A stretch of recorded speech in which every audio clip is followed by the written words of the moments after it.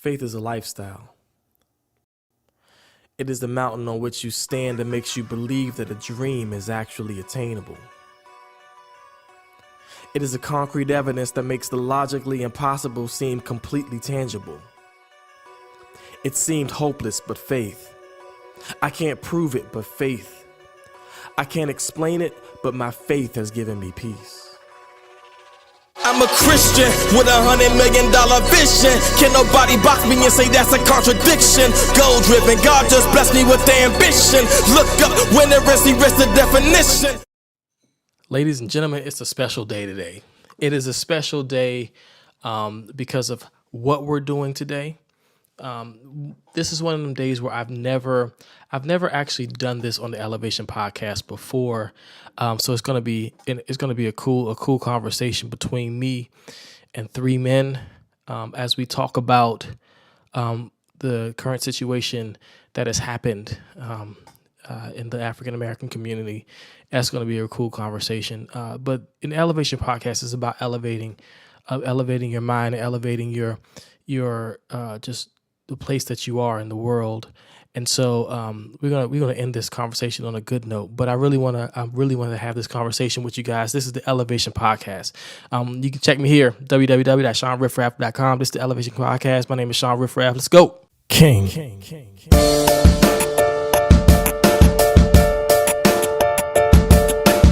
Royalty, stand up, brand up, fam up, hand out, no way, hands up, know what, name that, it's mine, claim that, it's time, message, we shine, above all, the decline, the darkness cannot last, the shadow of my past, before I gain knowledge of heritage, I have the bloodline that I share, most powerful out here, the mover of mountains is who I am touting, the richest among us is who I'm the son of, from sundown to sun up, that's how I the come up, position is just mine, the favor in due time, can't have it, man, you lying, the powerless, you trying, enemy beneath me, there's nothing to teach me, the people receive me, cause my God complete me, and my God does keep me, and my God that free me, and my God redeem me, and my God relieve me, I'm king, dominion, crown me, I am winning my position, God's giving, God's sending, God's shooting.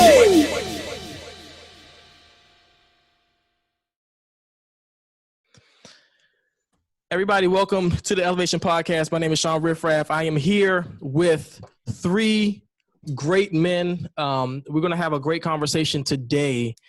We had some things happen in the African American community. We're talking about the shooting death of Ahmaud Arbery. And that is a very important conversation to have, and to have a very important conversation. And I don't normally have these types of conversations on the Elevation Podcast, so this is kind of new for me. But I brought some people on that I feel like have a voice to say something. Everyone's saying something a little bit different. But for me, it's some cool cats we have here. Yes, I just said the word cats. I want to start off with right here with my man Russ Shanks. He is a hip hop artist, a Christian hip hop artist from the Baltimore area.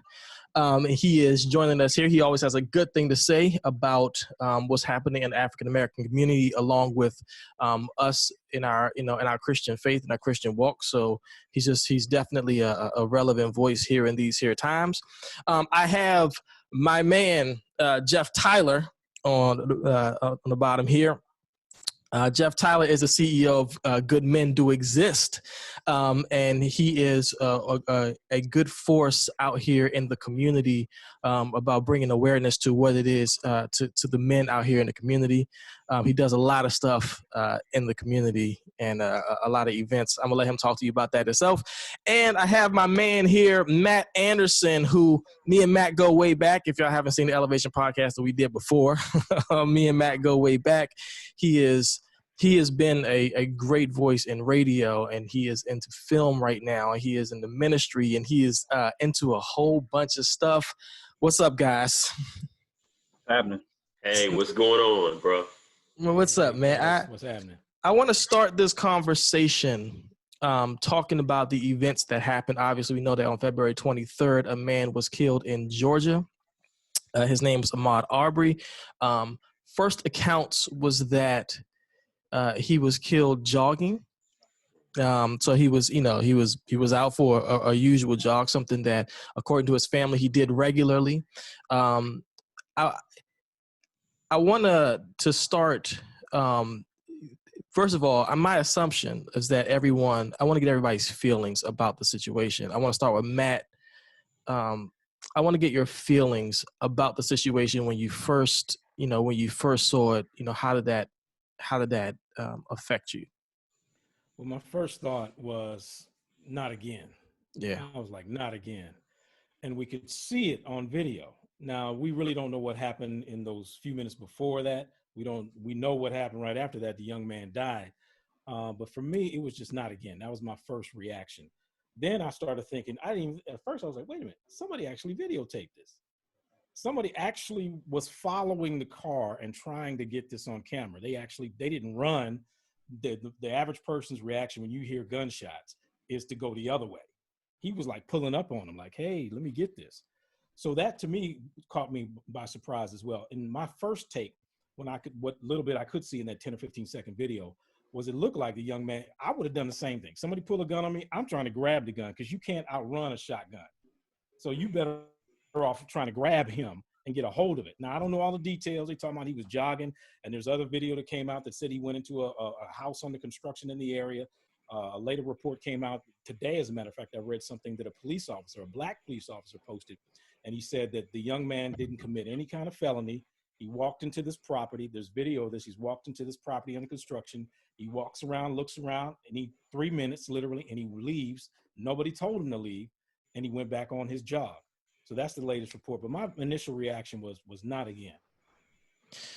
Definitely. I think that is, I think every time something like this happens, whether or not, it's always like, not again. How many times? What about you, Jeff? From when you first saw the really, I first heard about this scenario on Roland Martin's show. And what about you, Jeff? When you first heard of this, what was your feelings? What was your takeaway from it? When I first heard about it and saw the video, I was angry. I was very angry, and my response is, okay, we are past fed up. I am past fed up with seeing Black men hunted, killed, marginalized. There were so many different emotions that came to me at the moment, and it's interesting in watching the video. These killers, they knew exactly what they were doing. They knew exactly what they were doing. It was very intentional. Ahmaud was pursued. And it's interesting, even as I looked at the evidence and looked at the news reports, what came out is that you had one of the gentlemen, or one of the guys, he was a former officer. That he's a former officer, a retired officer. He was not even active duty, but yet he was being active at that moment. But you're not even active duty, and you have your son with you on top of that. And so what came to me is the interesting thing is that I believe that there are two life-altering experiences that Blacks in America have gone through. One is the day that you knew you were Black, and two, the day that you knew that it was a problem. Exactly. And interestingly, W.E.B. Du Bois, he wrote in The Souls of Black Folk, a great work that I believe every person should read. He wrote about how Blacks exist with a double consciousness. And that double consciousness is basically two things. It's the fight to have dignity, honor, and self-respect, and an awareness of how you're perceived in white America. And so when all of this stuff, I began just doing some reading, doing some research, and seeing that there's a reality that men have to live with, that Black men have to live with, that even in this country, that a lot of races don't have to live with. And it's not saying that one is better than the other. It's the fact that if you look at the history of everything that we've endured and everything that we've gone through, there has to be an awareness that there is awareness. Then there has to be an accountability. There has to be an acceptance that there is a problem, and there has to be action. So when I looked at that, I said, there's just a timeout for speeches. There's a timeout for just, hey, let's do this, let's do that. There comes a point, as even Martin Luther King would say, where people just really get fed up. And I believe we've been past that point. Absolutely. Let me chime over here to Russ. Russ, when you first heard about this scenario, when this scenario first came to you, what was the feeling that you got when you heard about this particular scenario? I'm in unity with Matt and Jeff with their feelings, but also I want to add that because we've seen this episode before. Yeah. With I called it was the George Zimmerman syndrome, what these men suffered from. They saw someone running that didn't look familiar, and they used the same excuse George Zimmerman made, was that there have been a string of burglaries in our neighborhood. So this black dude that just happened to be running through, and for Trayvon Martin's sake, this black young man that just happened to have a hood on, just walking through the neighborhood, had to be responsible somehow, because of course it couldn't be one of us. So let's go get him. So they play vigilante, and I don't think they intended on the young man being killed. But when you chase someone in a pickup truck with a shotgun hanging out of the window, what do you expect the person to do? So this is the problem that I have, is that that I've been in conversations with folks about this, and people that look like us, I feel like their way of thinking, they're thinking the way that white people think they should. Like, they're thinking like, I'm gonna think like this so the white people don't get mad with me. So they call Mr. Arbery a thief. They said, of course he was a thief. You see what he had on? I looked at the video. He had on shorts and a t-shirt. I work out in shorts and t-shirts all the time. I mean, I might not have the Nike brand or the Under Armour brand on it, but I work out in shorts and t-shirts all the time. And he's running in broad daylight. He didn't have any stolen items on his person. So my thing is, how do you assume that he's a thief just because the white people said that he was? So you just take their side automatically because we know that white people always tell the truth? Like, really? So when I heard those comments, it really got to me, because I'm thinking, like, this could have been any one of us four, or, you see my kids in the background. This could have been any one of my two kids, my two boys. Absolutely. And it's like, I don't care what side of the fence you on. This is not really a black and white issue. This is an issue that when I say black and white, meaning it doesn't matter what side you take, it's wrong. It doesn't matter what race you are. What I saw was just completely wrong, period. So if a group of black kids chased down a white guy, I would have said those kids were wrong. So in this same situation, we have to look at it in those same eyes, like, regardless of what race each individual was, to take a life like that, to chase that young man down in a pickup truck of all things, which is reminiscent of the lynchings. That's how the lynchings kind of started, like when the people started driving those little old-timey pickup trucks chasing niggers through the dirt roads and all of that. Like, that's how that stuff started. And it's like that, all that was reminiscent of that same situation. So I can only imagine the fear that Mr. Arbery felt at the time. And, it was fight or flight for him. So he did what he figured he needed to do. And of course they twisted it, saying that he viciously attacked the younger McMichael boy. And it's like, how can you viciously attack somebody that's holding a shotgun? Like, either I'm trying to grab the shotgun away from you, or at least get it to the point where when I take off running, you can't get yourself together enough to shoot me in the back. So that's what I saw. And now the individual who recorded the video, and it's funny that the incident was recorded. Like, how did this guy know that this was about to happen? You know, so now he's fearing for his life because, you know, he found himself as considered a third party in this situation. And, you know, and I really believe that the video was taken so they can show it to their friends later, but they didn't intend on killing young Aubrey. What they wanted to do was arrest him and say, look what I did, Jimmy Bob. I arrested this black man who was running through our neighborhood, and show it to all their friends at the barbecue. But since he was killed, you know, they wanted to bury it. But thank God it was revealed. What do you think? So when I first saw, I don't know if you guys have gotten the opportunity to read the initial. There was a news article that came out on the 28th of February about the scenario in Georgia, in the city that they were in Georgia.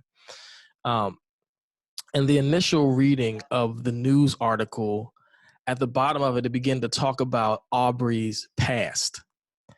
It began to talk about, some little theft thing that he had a couple of years ago, and then some situation about him carrying a firearm to a basketball game. Yeah. And so, you know, where do you think, and anybody can chime in on this, where do you think that comes from? Like, why is it that Black people are considered like the Black people who are killed go on trial? And I noticed that like the victim, you know, the victim is normally responsible when it comes down to Black people. And I noticed that within pretty much consistent across the board in all of the ways that all of these things, whether or not the Black person was guilty or innocent of whatever he was being charged with, it always comes his history is bop bop bop bop bop bop bop. Where do you think? Where do you guys think that particular? Where does that come from? Why do we do that? I would be careful. That was the first thing I would say. When I first heard not only the Ahmaud Arbery story, but also the Shawn Reed story in Indianapolis, young man who was FaceTime living himself, running from the police, the 25-minute video of him just, it's funny, Boone Gang, he looked just like the Boone Gang dude, cracking jokes, it's funny, come get me, and he jumps out the car, F you police, and next thing you know, he gets shot dead. Immediately thereafter, yes, it's a sad situation. There's two young African-American men, but I started seeing posts with both of these guys' pictures right next to each other. And to me, it's almost like comparing the guy in Sacramento, Stephon Clark, and what was the brother down in Texas who got shot by the police officer in his own house. You can't compare those two cases other than the fact that they're young Black men. One dude running from the police, other dude sitting in his house chilling, eating snacks, and he gets killed by a police officer. In this case, is a guy running down the street jogging, and another guy who's running from the police in the middle of a crime. Now they're both tragic. I'll pray for their families. I'm sad for their families. Neither one of these young men should be dead. Yeah. But immediately what they do, guilt by association. So you start seeing the parallel put out there. Working in media for so many years, I've seen this thing behind the scenes where folks will try to slant stuff. Look at the headlines. You see these guys walking up on with firearms who want the quarantine to end. You get all these dudes with masks on and Confederate flags and long arms going up to Capitol buildings in several states around the United States. Absolutely. And they carrying all these guns and being menacing. But you do that with the Black Panther Party. You get a bunch of brothers out who wearing black berets and black leather jackets holding AR-15s and see what happens. Right. It's the same thing. So guilt by association is one thing that they try to do. Second thing is historically, us as Black folks, our skin is scary. One of my theories is fear of a Black planet. If you want to look at a biological, sociological, cultural view of this thing, globally, people of European descent are the minority, globally. In the United States of America, yes, people of European descent are the majority, but reports have it that within the next 15 to 20 years, there'll be a minority. Black and brown people will begin to outnumber them. In this country. In this country. Yeah. Which will pretty much make the rest of the world. Right. So the challenge is this, is with that kind of fear, you're thinking, okay, biologically, if every black man had sex with nothing but white women from now on, they would literally go away. Meaning people of European descent would disappear within one generation. So some of those folks, in my view, are afraid, they have a fear of a black planet. So they're like doing what we got to do. So we got to demonize, we got to scrutinize, we got to marginalize, we got to whatever kind of eyes we can to make them seem scary and continue to be the other. It's their hair, it's their skin, it's their walk, it's their language. They're menacing. So we're automatically scary. When in fact, if you look at the history of the country, we're the ones who were brutally dragged here. Absolutely. Raped, kidnapped. I mean, look at our skin tones. None of us look like we fresh out of Nigeria. I mean, there's obviously something happened in our bloodlines to get us to this level of skin tone and complexion and so forth. So to say that they want to get us to feel a certain way, it's all a psychological profile. And my last point is this, is we got to be careful of getting caught up in the emotionalism, because emotionalism can make us make bad decisions. I hear people say, oh man, I'm sick and tired, let's get guns. What you gonna do? You can't outshoot them. And if we can't even agree on a football game, we can't agree on a favorite rap song. We're too busy talking about ourselves. And I know at some point in this conversation, we'll talk about that. If we can't love ourselves, how can we love somebody else who looks just like us? First time I ever had a gun pulled on me was by a black man. Second time I had a gun pulled on me was a black man. So first time I had a knife pulled on me was a black man. So I could go down the list of these kinds of things, and I ain't mad at them. My point is, oftentimes they hate someone who looks just like them, and there's a self-hate that's a part of this thing. So those are my thoughts on it, man. But can I chime in real quick? Go ahead. So just to add on to Matt's point, I also think that the reason why they bring up the past of the so-called victim is they're trying it in the court of public opinion as well before it gets to the court. So it's like lawyers use that tactic, like they try to find whatever dirt they can find on to take the credibility away from the person that they're going up against. Right. So in this instance, they're putting stuff out there saying that Mr. Arbery had this in his past. The same thing with Trayvon Martin. They started showing pictures of him throwing up gang signs on his Facebook page. They kind of say, well, because he did this, that's the person that this other person killed or had to fight to, and he did it. He killed him to save his own life because this vicious dude who was a gang member or appears to be a gang member in these pictures or had brought a gun to a basketball game. He may have had that gun on him in this instance. So, it was self-defense. Yeah. So, and we get caught up in that because every time something hits the internet, especially social media, we take it as gospel the moment it hits. It's like when people start putting out these fake celebrity deaths, we like, oh, I didn't know he died and everything. Then you find out it's fake after like 3 days after you did your own research, but your initial thought is that you believe it. And then when Kobe dies, nobody believes it. Everybody thinks it's fake, right? So it's like, and that's the problem with this public opinion thing, is that everybody weighs in except for those who are supposed to weigh in, who makes the decision. Like they brought his supposedly Arbery's best friend to talk about it, and he had some crazy things to say. And I'm thinking like, where were these people when he was out jogging? Where was his best friend? And things like that. Like when all this was going on, Roof, who killed those 9 souls in that church, had a black friend that said that Roof wasn't racist. It's like, okay, he might not have been racist around you, but apparently there was something going on for him to shoot 9 people in the church that were all black. He was angry at somebody. So at the end of the day, we have to kind of like close our ears and eyes to certain things and just focus on the facts and focus on what we see. And what I saw in that troubling video was a young man trying to get away from a pickup truck that was following him, that stopped in front of him. He tried to circle around. Young man got out the truck with his gun and approached him, and he grabbed the gun trying to get away.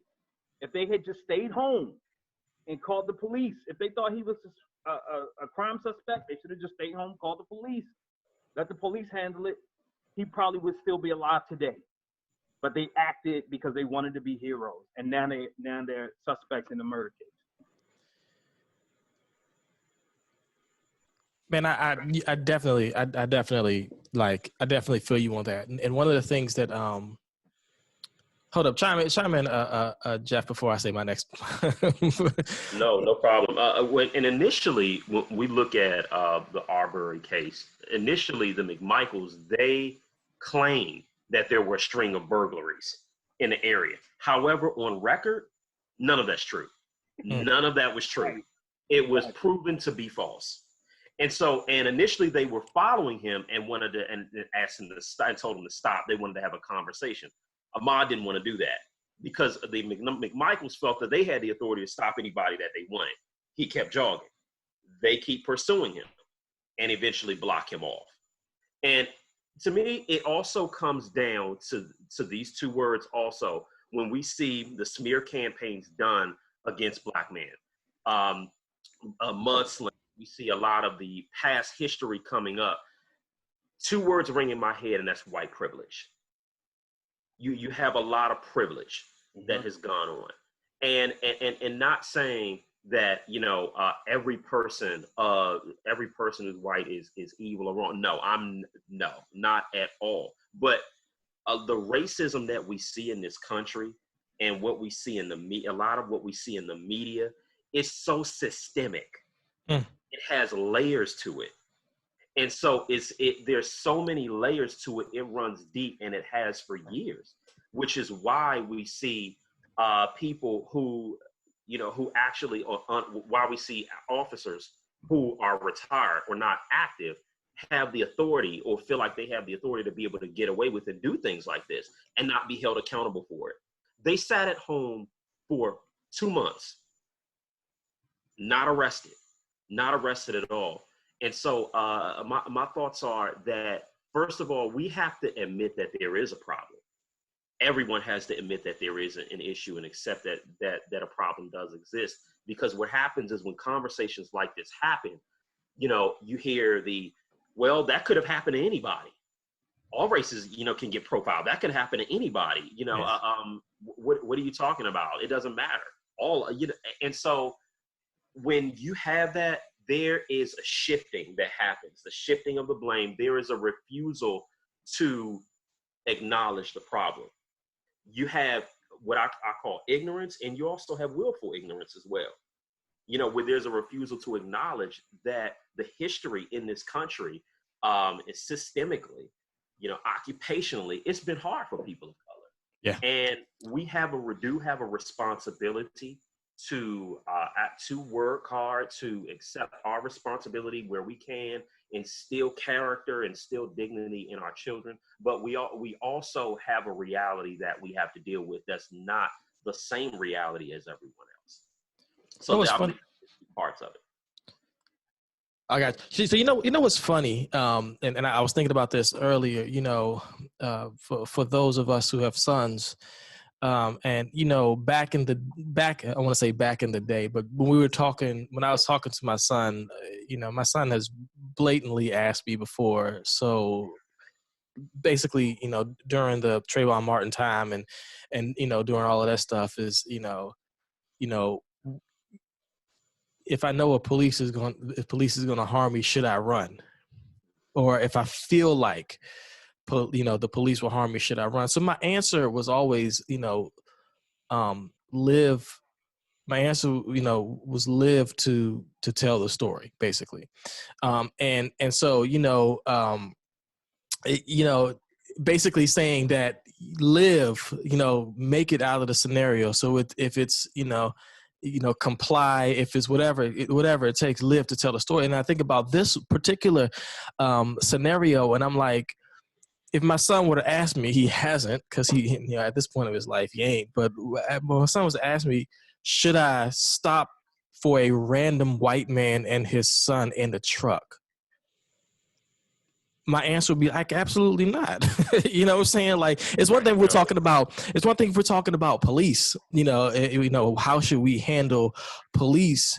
There's another thing we're talking about random people, a former police officer. He wasn't a former police officer like he just retired, because he just retired last year. He didn't retire from the police department last year. He retired from being an assistant DA last year, which he was 20 years into that, which means he wasn't a police officer for 20 years. You know what I'm saying? So he wasn't a retired law enforcement officer. He was a public servant, whatever. And so what is it that we are, going to, tell our, how do we approach our sons in this, in this particular kind of moment where it's like, we didn't even, because when we were talking, we talk about Trayvon Martin, another one that really, it was a police officer involved shooting, but it has rubbed me totally the wrong way, is Castile, Philando Castile. And I'll tell you why, because it tells you, because the man did nothing, right? He did nothing. He simply told the officer what was his legal obligation to tell the officer that he had a legal firearm in the car. Like, that was his legal obligation. That's the law. You have to tell the officer comes to the car, you have to tell him that's the law. But it's like, so he did everything right, yet he's, he still got killed. Not only just killed, but killed in front of his kid and his girl. Like, you know what I'm saying? Like, so I guess this pushed me to my own, the real point of this. How exactly do we teach our sons their value? Not only their value. Let's start there. How do we teach our sons their value? How do we teach the next generation, our sons or pseudo sons, their value? I can chime in on that. If you look back to the 1920s, 30s, 40s, sure. Harlem Renaissance, around that time, when people were wearing shirts and ties, when they went to the mall or a store, when they went out to eat, kids even had shirts and ties on, slacks on. There was a sense of dignity that was taught by the parents, meaning African-American parents. We taught our kids, our great-grandparents, taught our grandparents how to dress and how to have a certain level of dignity. The challenge that we have now today is a lot of the promotional efforts being promoted in the African-American community are done to us by us. For instance, if you look at the hip hop community and how do we learn how to let our pants sag? We learn it on a music video. How do we learn it's cool, I gotta have gold teeth and a pistol? How do I learn how to identify as being a tough guy and a bunch of tattoos on my face? Well, I got a bunch of tattoos. Where I learned it from my neighborhood in Oakland. That's where I learned it from. I've had them since I was 14. But my point is this: a lot of what we do to ourselves, but we were taught that. So to a great deal, it's not our fault, because we were indoctrinated. We were put into an environment to be self-destructive. So it's oftentimes difficult. We learn our identity from our fathers. We learn our intimacy from our mothers. We learn how to be nice and nurturing. We learn our nature from our fathers. So if we don't have a father or a father figure in our lives, a positive father figure in our lives, we can't learn how to be a man unless we are around a man. So now being a man doesn't necessarily mean wearing a shirt and a tie and a suit and taking a briefcase to work and paying all the bills. That's not necessarily being a man. A man is being responsible. But another part is not letting your pants hang all down, and we don't want to see your butt crack.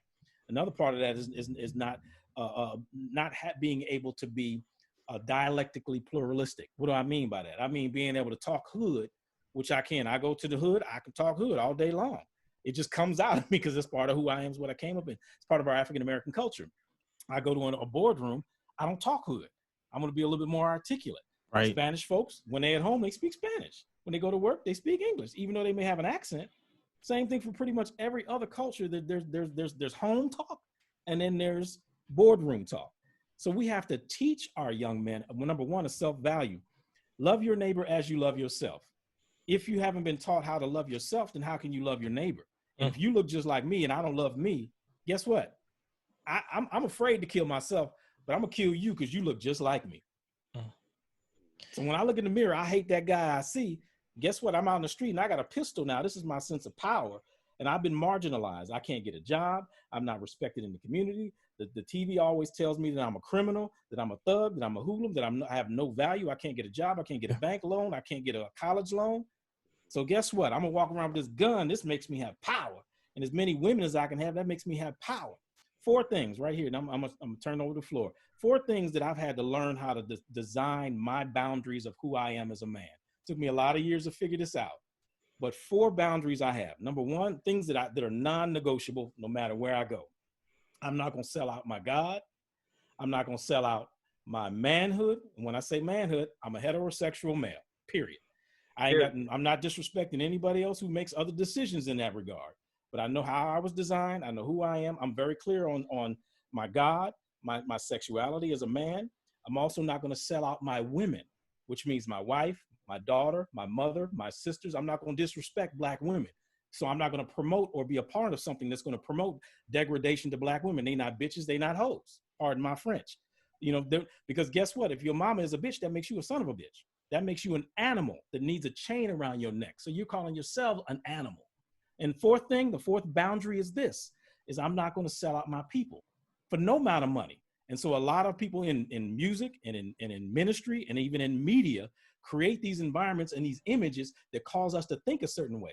As a man thinketh in his heart, so is he. So when you see enough images of you being a thug, a pimp, getting a bunch of women, having cars, having a bunch of depreciable items that don't gain any kind of value. You spend all your money on cars and stuff and clothes and stuff that loses value as opposed to property and businesses. You figure that's value because we haven't learned value. There's a reason that people spend $3, $4, $5 million on a 30-second commercial in the Super Bowl. It's because people are being influenced by those images over and over and over again. There's value in images and music and messaging that goes into that. So when the music and the messaging is decadent and destructive, and we constantly ingest that, as a man thinketh in his heart, faith comes by what? Hearing. So if all you hear is destructive, bees and hoes, and I'm a thug and I'm a pimp and I'm moving that weight, and if that's all you hear, and you don't have a positive male role model in your life, and you don't know how to be a man, how are you going to teach your son how to be a man? You don't know how to be a man. So now you have a dysfunctional family, you have a dysfunctional wife or baby mama. So that in itself is disrespectful. When you call a woman a baby mama, it's not your child's mother. She a baby mama. What is that? You're a cartoon character. So we have to, part of it is not these young men's faults. Part of it is our responsibility of men who know better to do better. And that's my thought. So any chance I get to talk to young men and say, hey man, you can do better and pour into their lives. I don't need you to wear a suit and a tie and carry a briefcase. I just need you to do better and take care of your kids and not be destructive to your community.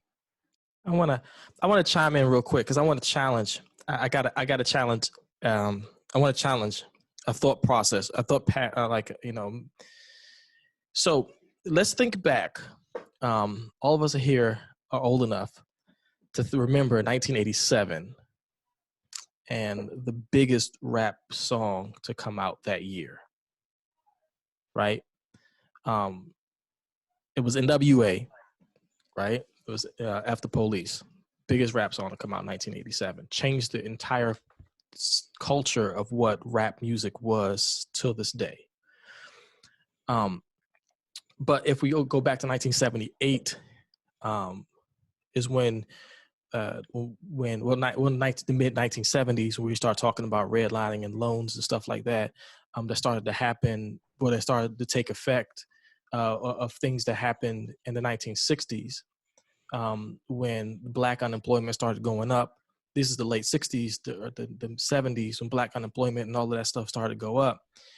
We realized that, because Matt, you said something very, very key, because you talk about selling out your own people. But we realized that the only way to wealth in this country was for Blacks was for us to figure it out on our own, because we were boxed out of what made other people wealthy. So Martin Luther King, even in the 60s, was talking about the grants and the loans that people were getting for land to be farmers, and for the different stuff that the government, which they will be subsidizing companies out, but they didn't do that for African Americans. And so what we did was we figured it out. You figured it out. So we figured out what made us profitable: drugs. Well, we figured out what made us profitable: rap music, music and drugs, and being an athlete, and all of these, these things which created our, sort of stigma of, and once that happened, we sort of, we found a way to make it by selling ourselves out, right? How at this point, how can we, because I do believe at this point things are different. I think they're different than they were, if in the 80s. And so I've seen, a different thing happen these days. How can we break away from what we did then? Right? Because rap music it wasn't, the creative part about rap music, the inception of what rap music is not what rap music is today, right? It has a process, but where it really blew up into a thing is when we realized that we can make money and a whole lot of it this way, because people are responding to this, right? And so it's always a complicated thing, because it's a complicated thing because the the balance between economics and the balance between economics and morality is so backwards in America, but that's American, right? So a lot of the stuff we see is because we live in America, right? And because the same people who oppressed us is the one we ask for stuff. The same people, it's like in the Bible and the Egyptians, if the Israelites were enslaved in Egypt and God delivered them from slavery, but they had to stay in Egypt under Pharaoh. You know what I'm saying? It's a weird dynamic of what happens here. So I said that to say it's a complex situation here for us as a young man, understanding that about, as a young man who may not understand why it is I am like this, or why it is I'm attracted to this, or why it is I want to carry guns, or why it is I do anything to come up, why it is, what is it about that? Because I think one of the things Brad said was really, really key about selling out yourself or your people or your family, or like, what can we say to young people or to say, hey, this is your path. Like, this is what this is your path. I know Matt, he said a lot. I want to hear from Russ and Jeff. What is it that, considering this is what has built you in the last, let's say 30 years, considering this is what has built you, where do we, how do I help value you? What can I say to you to help you value yourself higher than, because if we don't, we repeat. Like, if we don't, it won't be rap music next time, right? It'd be something equally as immoral and unethical that we use to come up. I would definitely say that exposure is powerful. Exposure is key. Exposure creates options. There are a lot of young people in general, who have grown up and in attempting to live and become what they've seen in media, in mainstream media, in these rap videos, and just even around them, because they have not been exposed to better. They have not been exposed to know that, hey, there's something better than what you've been seeing. There's something better than what you've been experiencing. For example, and even in a lot of rap music, you have a lot of artists. You have some rappers, hip hop artists, who we would call the intellectuals, or who we would call, who we would place in different category, who don't just rap about guns, girls, the hood, sex, money. They're rappers, conscious rappers. That's the word I'm looking for. You have a lot, and then you have other artists that's all that they talk about, and sadly, the reason that's for a lot of them that's all that they talk about is because for many of them, this is the world that they've been exposed to. And they don't realize that there are cultures, countries, ways of living. There's a better way of living than the 4 blocks you've been exposed to, which, by the way, those blocks you don't even own, but you're determined to defend them. And I would say that the key is definitely exposure, because more is caught than taught. In other words, a lot of what our kids see, they see how we're living. They see what's before them. And the eyes are very powerful, because the eyes are filters through which we make decisions. And so I think, for example, I was really blessed to grow up in a home with both my mom and my dad, where they exposed me to what it meant to have character, what it meant to have integrity, what it meant to make wise choices, how to be wise with money, how to trust in God, how to do certain things. But interestingly, I'm passionate also about working with youth. I've been an assistant dean of students. I've been a teacher. I've worked in several group homes with young men who were in the system. And the young men that I've worked with and helped and had an opportunity to pour into have had histories in the past and exposure that was totally different from mine. And the good thing is that it was a lesson even for me as well. And it helped me. But I would say that definitely we just have to really start exposing our youth to what's better. And a big issue that we have is daddy deprivation. Daddy deprivation is a very big key. And you have different situations. There are men who are not married to the women that they had a child with, but they're still actively involved in that child's life and fathering their child. But I would definitely say there is an importance in growing up in a home and seeing a man before you know how to love a woman, know how to treat a woman, know how to respect her, know how to manage money, know how to, have that kind of character.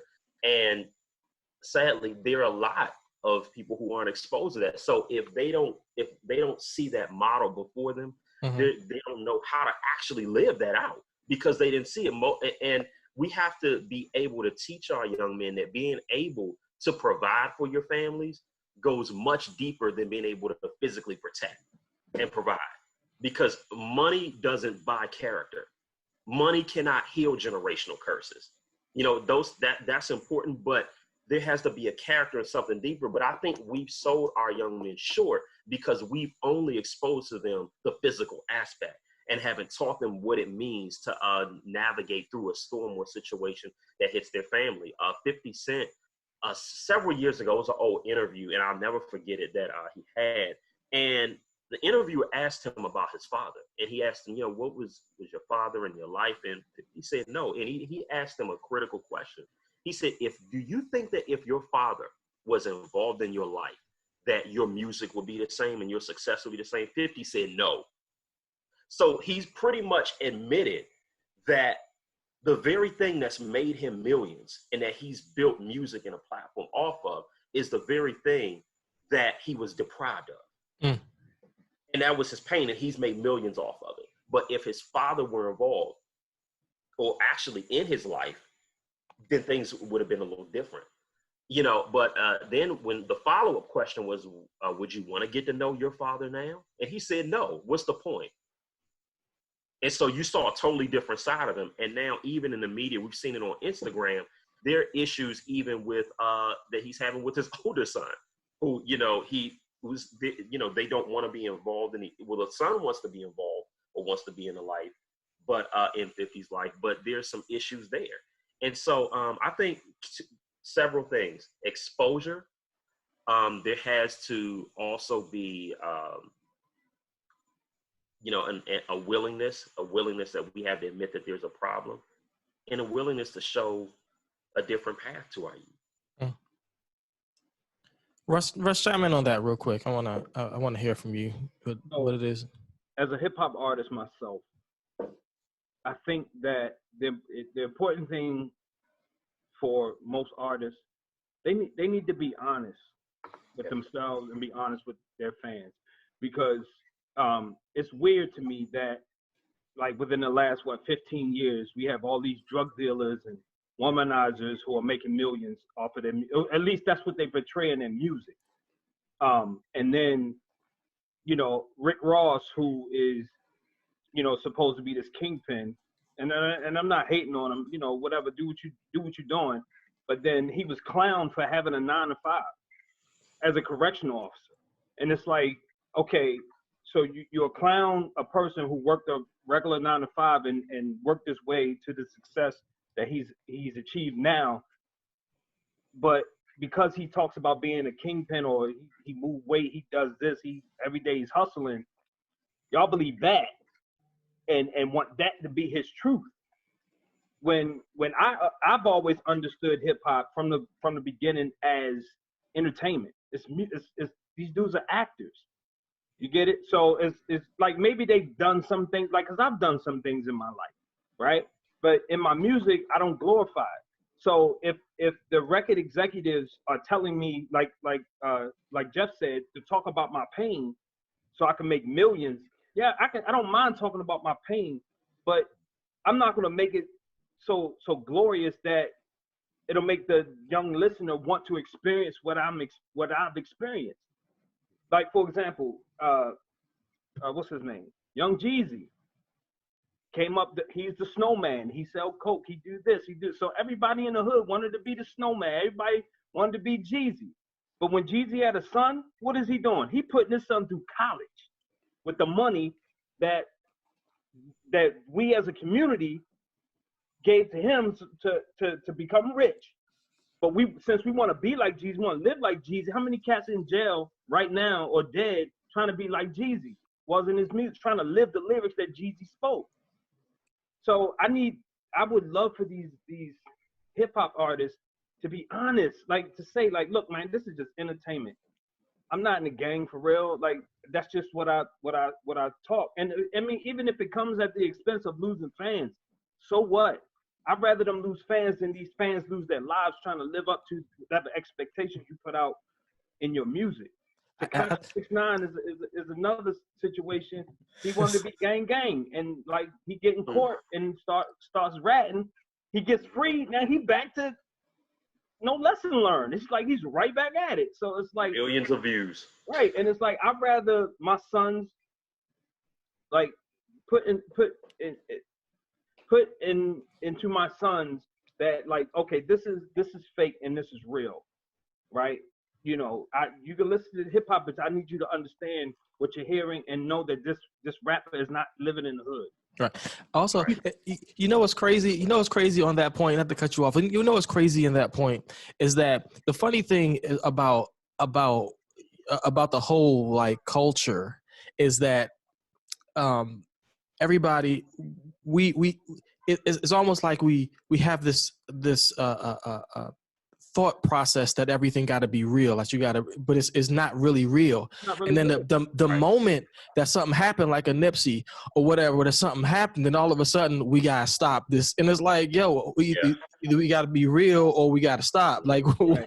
and it's like, and then there's like this point sometimes that you know, well, the movies can talk about this, which is true. Right? You know, they're violent movies, they're violent this, they're violent that, but for some reason, it's not separating from what's real and what's reality and what's fantasy, or reality, what's true, what's real and fiction. You know what I'm saying? And so for some reason, music has this way of not even just music. Our music has this way of somewhat projecting our reality, then turning back around and creating it too.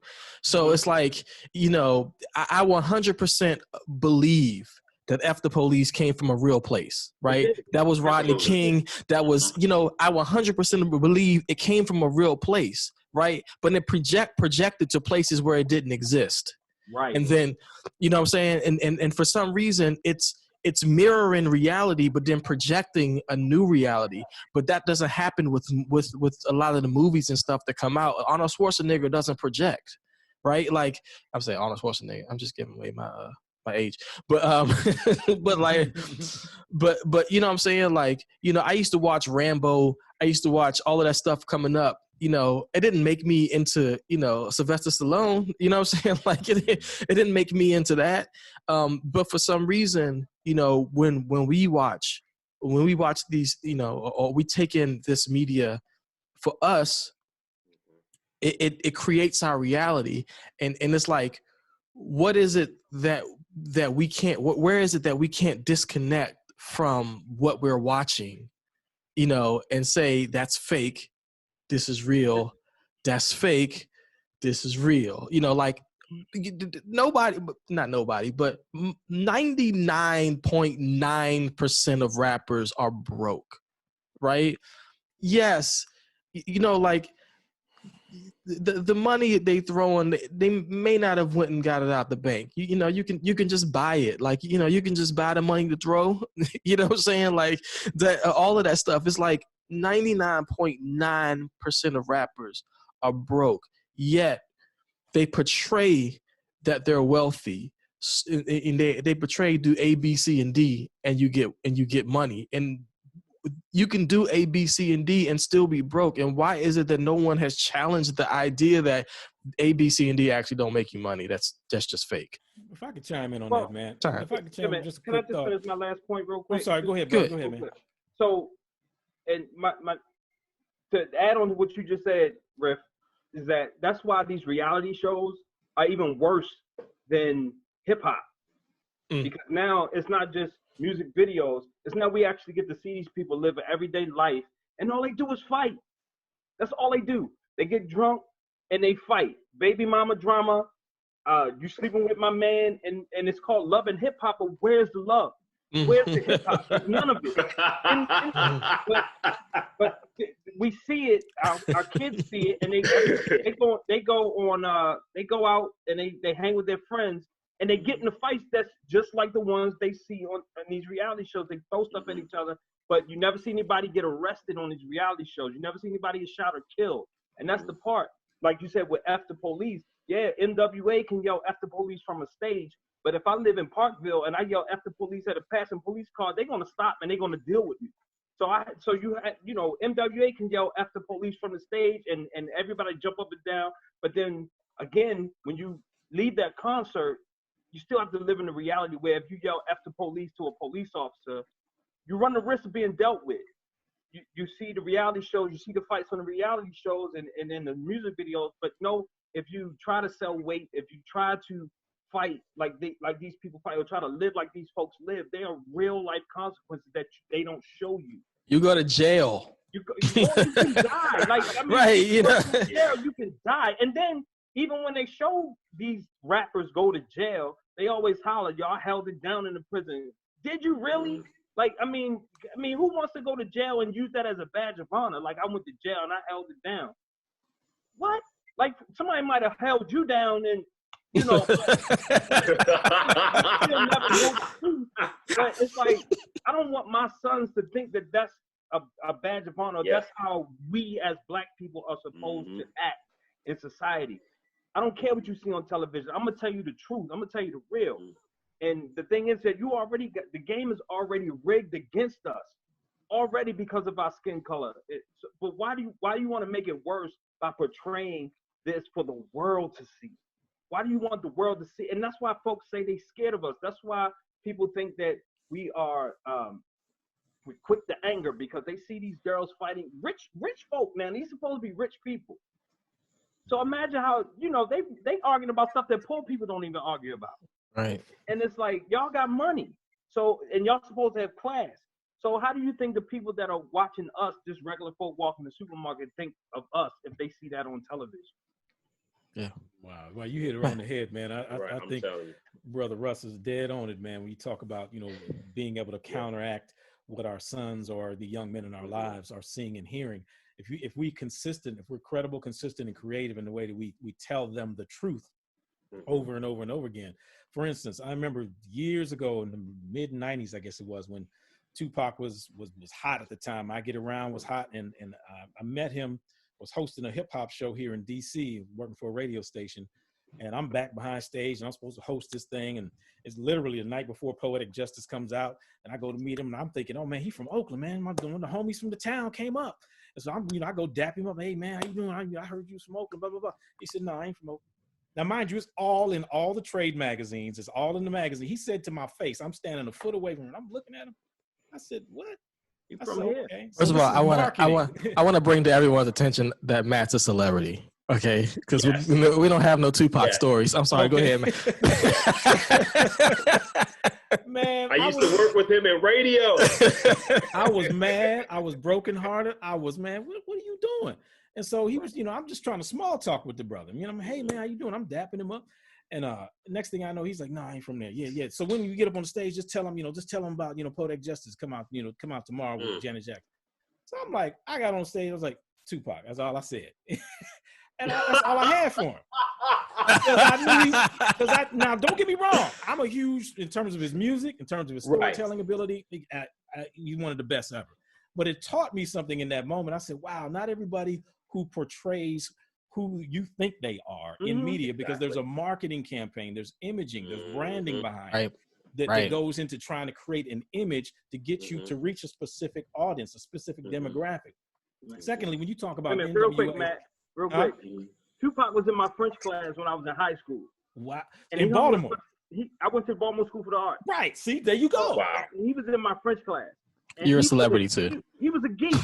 Like, he was not a thug at all. Thank you. So when I saw him in Juice, or intelligent. you know what I'm saying? But I was firsthand. See. But but I was glad that he made it. But then I saw his progression. And I was like, wow. And don't get me wrong. I mean, talented. Yeah, definitely. But the point is about the illustrations and the examples in marketing. When you talk about NWA, F the Police, and literally, what was it the year before that?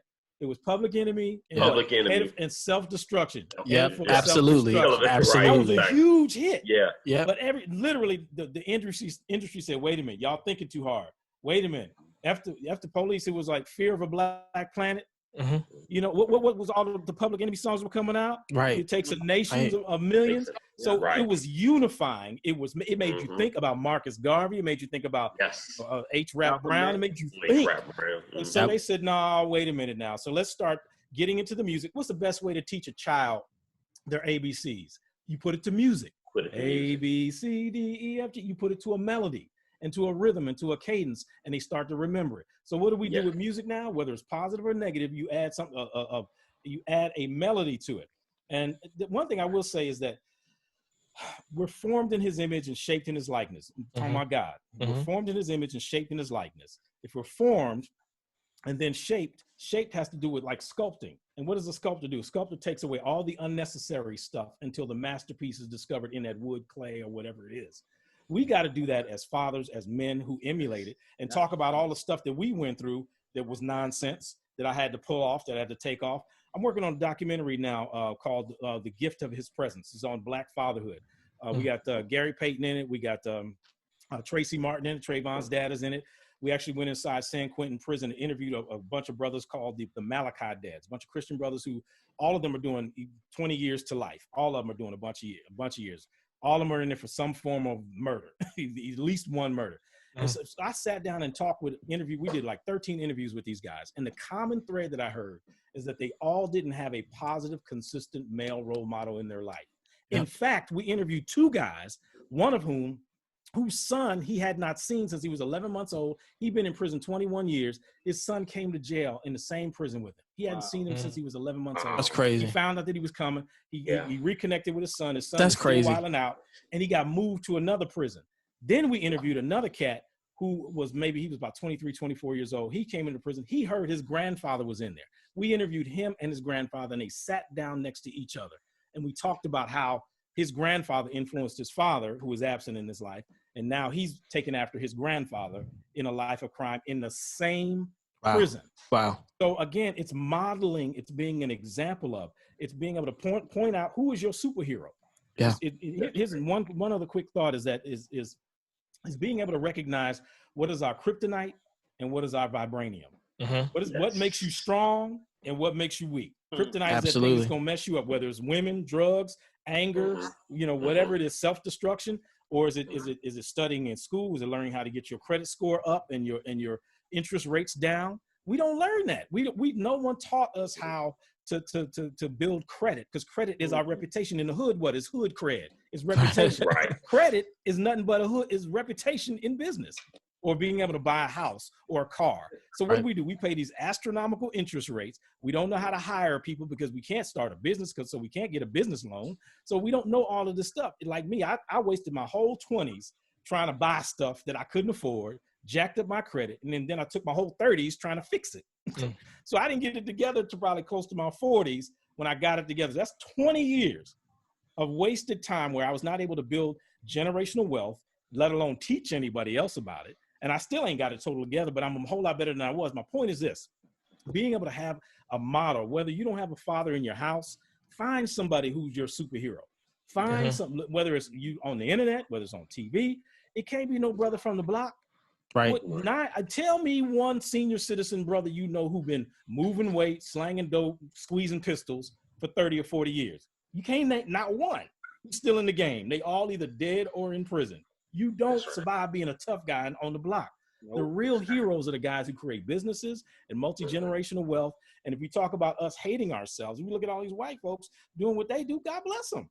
What about us? If we could come together and pool our resources and pool our reputations and pool our respect for one another, I think we can do a whole lot better. Instead of being mad, we're going to protest against the man. He ain't going to give us nothing.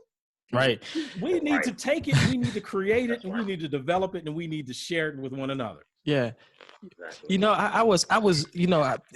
we have to be able to create, because one of the things I think which made NWA successful, right? It was because the money, there was self-destruction. There was all of the, the positive or thought-provoking music in rap music, which was what rap music was really built on. But the money was in the image that America wanted to see of blacks. America wanted to see a certain image of us, and they'll pay to see that image. And there has to be a difference between the American dream and the Black American dream, because the American dream sells each other out for money. Often sells each other out for money, often doesn't have the ethical bottom to what, how we get money, but then there should be the Black American dream. What does that mean? Because I think that we sell each other out. We'll sell each other out. We'll do whatever it takes to make it, because we live in a country in which that country is built on that exact principle. Right? Do whatever it takes to make it. We needed free labor. We got slaves. We needed land. We kill Indians or Native Americans. We do, it's like, do whatever it takes to make it sort of mentality. That's the country that we live in. And then if we repeat that same, if we repeat those same actions, we end up doing what you see us doing, which is selling ourselves out for, to make it in this particular country. And I think that if we have a different dream, a different dream, the African-American dream is just not to make it, it's greatness. It's not just to make it, it's a spiritual peace, a spiritual alignment, to honor each other, to honor God, to honor our our women, like Matt said, ourselves and our women. There has to be a different principle in which we live by. And to an extent, we have to somehow deny some of the things that we are taught as what is and what isn't success, really. I think what Russ said was really, really, really, really true. You got to be honest and factual. You're not rich. You know what I'm saying? And if you are rich, this is how you got rich. It didn't come because I was a pimp. They're not rich. It didn't come because I was a drug dealer. Most of them ain't rich. It didn't come because, you know what I'm saying, by the time you get rich doing drugs, you get locked up. You know what I'm saying? By the time where do we develop the value, though? You're touching on it right there. You could have a bunch of money, just like Russ was talking about the reality shows. They got all this money, There's a lot of these folks are getting paid $15, $20, sometimes $40,000 per episode. Per episode, yeah. And they're not. What have they done before that? Most of them have never been famous. They're only famous for being famous. Yep. And what do they do? Be as ratchet as they possibly be. So they're going to continue to. So think about who really profits from it.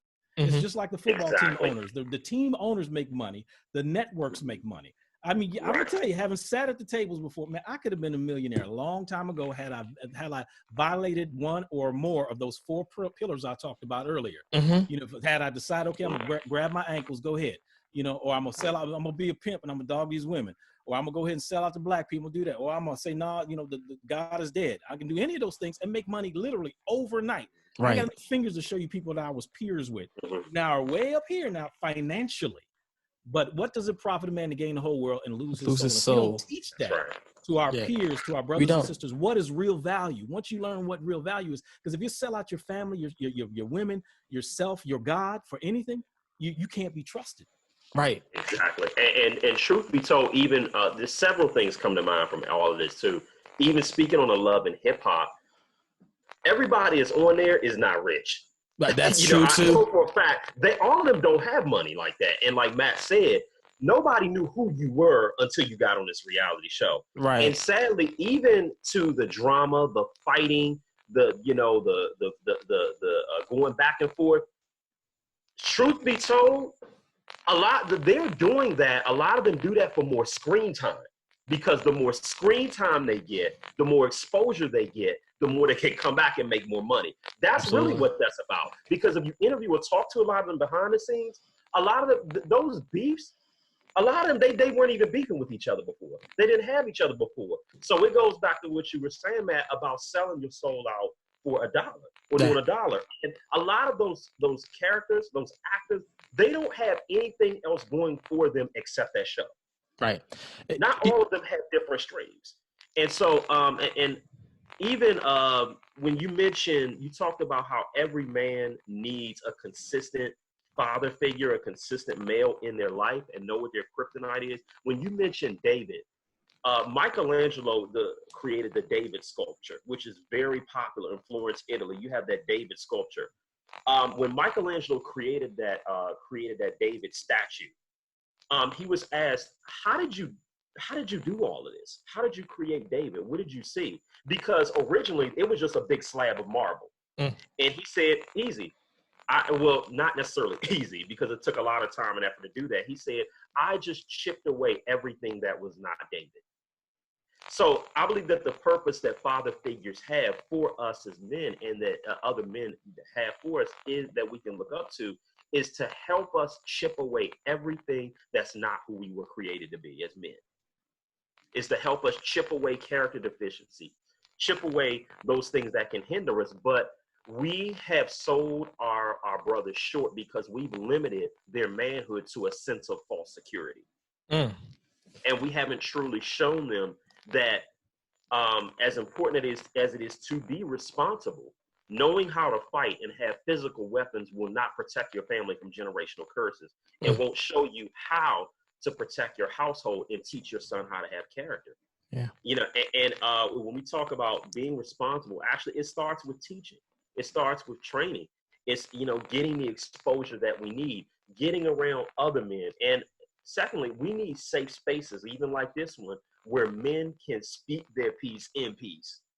Because every man needs another man to be vulnerable with and broken in front of without backlash. You know, and it's just reminding our sons also that every man that comes into your life, the positive men that come into your life, they don't have to, the men that father you don't have to be the men that birth you. They just have to be the men that love you. So that's even good. if they didn't physically birth you, that doesn't mean that they can't love you. I'm a product of that. My dad, whom I call dad, he didn't physically birth me, but he's been my dad since I was a baby. He stepped in our family and he took responsibility, and he's taught me how to be a man. And the word step was never used in my house. It was never. And so I think even with the media, part of, and I applaud you for bringing this together, Shawn, you know, us having these kinds of conversations, because we don't hear men talk enough. Right. You know, we're seeing playing sports. We're seeing when we're angry. We're seeing when we're positive. We're seeing doing all these different things. Yeah. But how many times have people actually seen us sit down and talk? I think of when Jay-Z released the 44 album, he did a whole 12-minute video segment interviewing men in the industry. Yeah, about love. Manhood. Yeah, about I loved it. About love. That was brilliant to me. Yeah, I loved it. And Jay-Z, he's very smart, but that was brilliant. And if you listen to the stories of guys like Will Smith, Michael B. Jordan, he's interviewing all of them.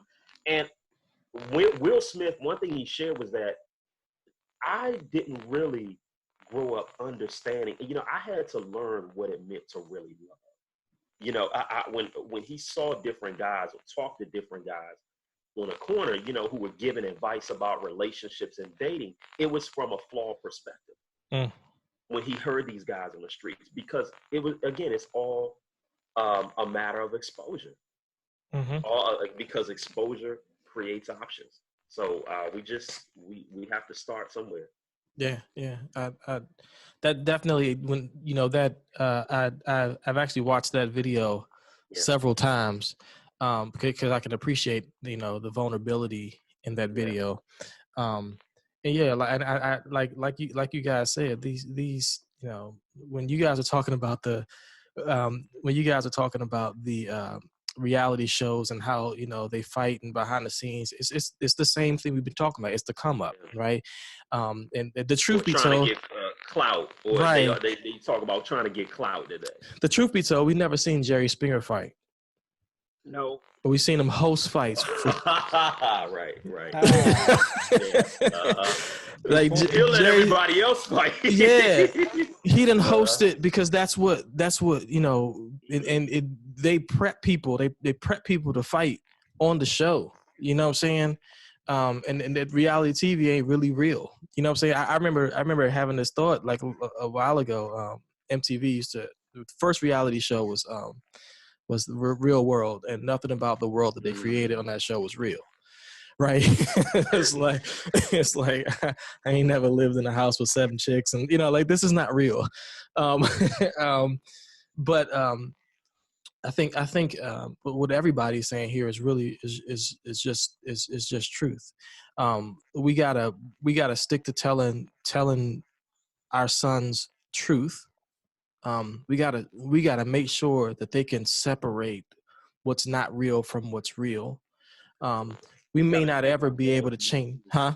Yeah, put our daughters in there too. Yeah. We may not ever be able to change what the media portrays, but I can change how you feel about what you see with the people around it. Just by being factual and truthful with you, and saying,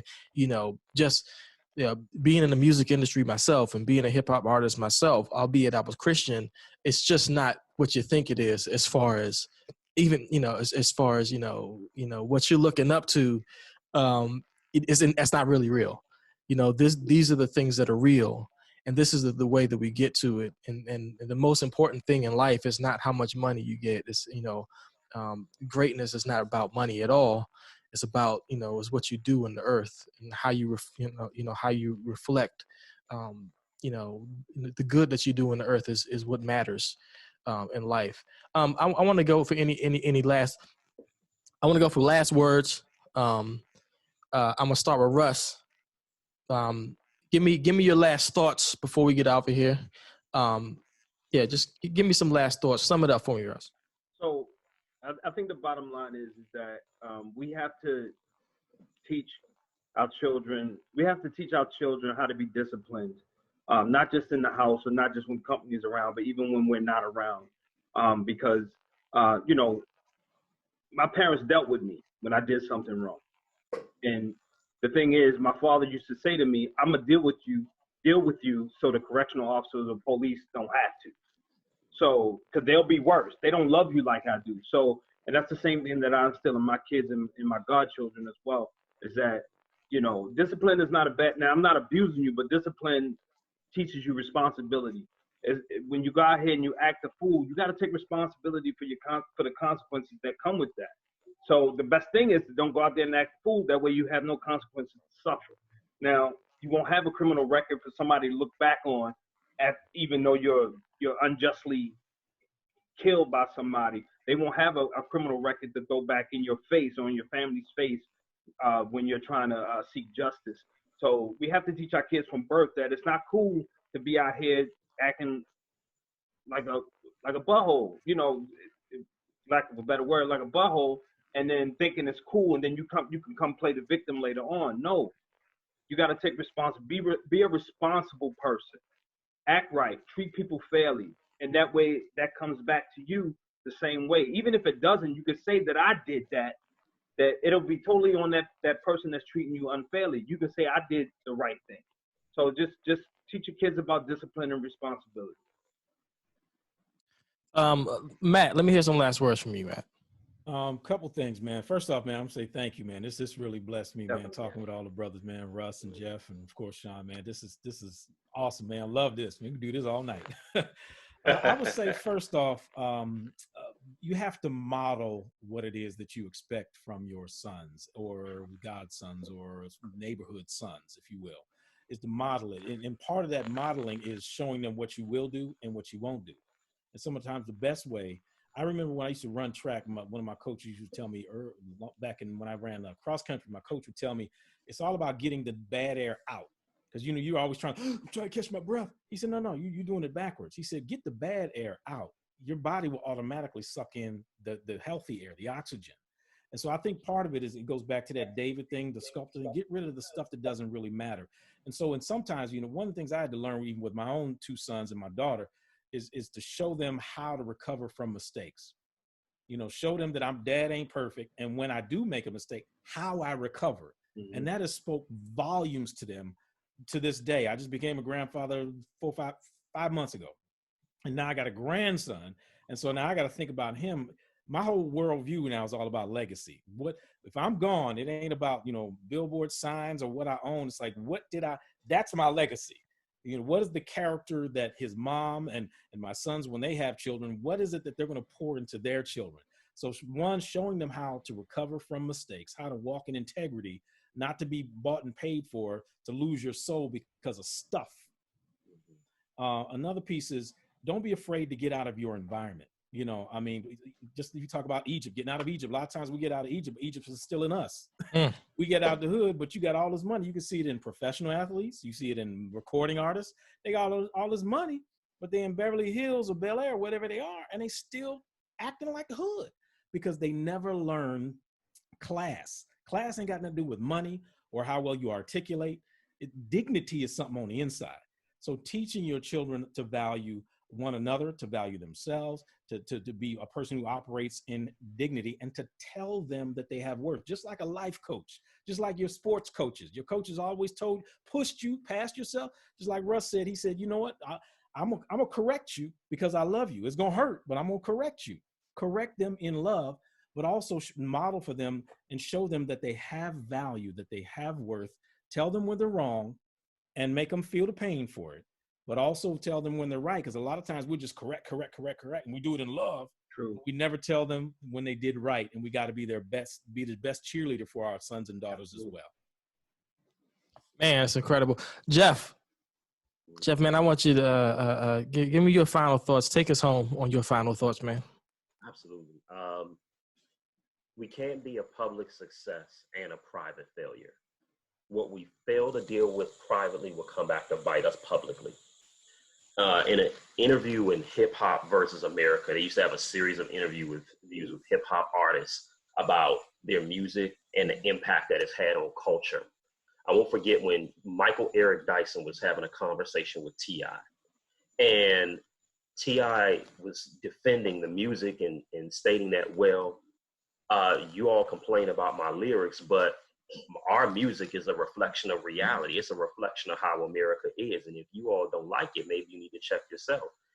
And Michael Eric Dyson told him, son, you're just showing us a window. Give us a mirror. And you're just showing us you're just giving us a mirror. I need you to show us a window.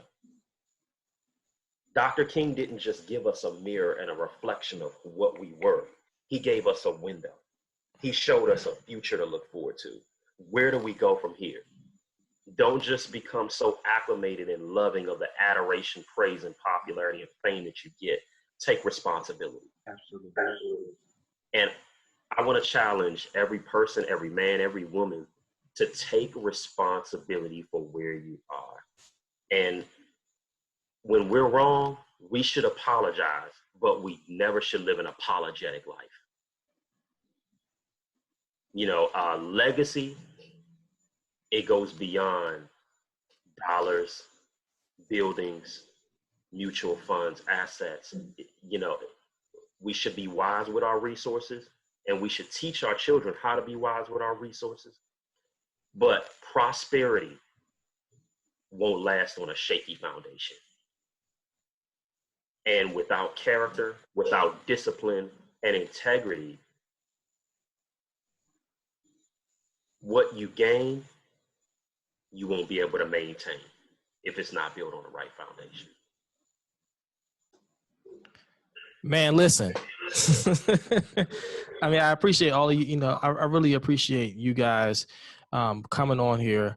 The words that everyone had to share. The definitely everybody just being able to share their truth and their reality, even though it started. We started this conversation from a horrific situation that happened in the culture. What I want to do every time I have a conversation about something that happens in the culture is end the conversation with some hope as to where we can go from here. And I feel like you guys really, really accomplished that tonight. I really appreciate all of you, for coming on, each of you for coming on. And we're gonna continue this conversation. There's so much more to talk about, and I will definitely get you guys. We gotta do this. We gotta definitely do this one for sure again. For sure again, man. This is awesome. Thank y'all so much. I appreciate you so much. King.